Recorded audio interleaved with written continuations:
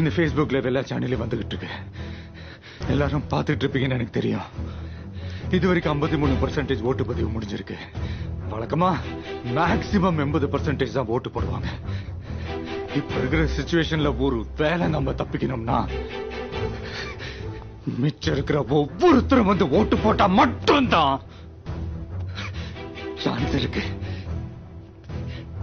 சின்ன வயசு சார், இவங்க என்ன சார் ஆசைப்பட்டாங்க? ரிப்போர்ட்டர் முத்துக்குமார் மட்டும் இல்ல, இவங்க தப்புக்கு எதிராக குரல் கொடுத்த 18 பேரை இது வரைக்கும் கொண்டு இருக்காங்க. எல்லாரும் இந்த மாதிரி இளைஞர்கள் சார். என்னைக்காவது எல்லாரும் வாழ்க்கையிலும் சந்தோஷம் வந்ததாதானே கனவு கண்டதை தவிர இவங்க என்ன சார் தப்பு பண்ணாங்க?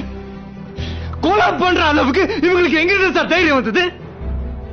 நம்மள மனுஷனா பார்க்கல, அவன் காசு கொடுத்து வாங்கின ஓட்டா பாக்குறான். நம்மளும் காசை வாங்கிட்டு போட்ட ஓட்டுதான் இவங்கிட்ட திமிரு. இவ்வளவு பெரிய ஸ்டேட்ல 45-50% தான் ஓட்டு போடுறோம். காசு கொடுத்து 10%, கள்ள போட்டு 5%, மூக்குத்தி மோதிரத்துக்கு 5%.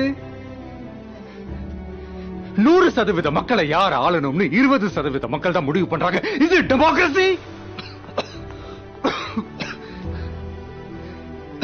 ஒரு குடிமகனோட குறைஞ்சபட்ச தேசப்பற்று ஓட்டு போடுறதுதான். இன்னும் 3 மணி நேரம் தான் இருக்கு. இந்த சோம்பேறித்தனமா இருந்தவங்க, வீட்டுல சும்மா இருக்கிறவங்க மட்டும் இல்ல, முக்கியமான வேலையே இருந்தாலும் சரி நிறுத்திட்டு போய் ஓட்ட போடுங்க. 1/2 மணி நேரம் கியூல நின்னு ஒரே ஒரு விரல் அழுத்தி உன் நாட்டுக்காக ஒரு ஓட்டு கூட போட முடியலன்னா நீ தாண்டா முதல் திருட, நீ தாண்டா முதல் குற்றவாளி. 3 மணி நேரம் விட்டீங்க, இந்த ஒரு கேஸ் 20 வருஷம் நடக்கும். நாடு 50 வருஷம் பின்னால போயிடும்.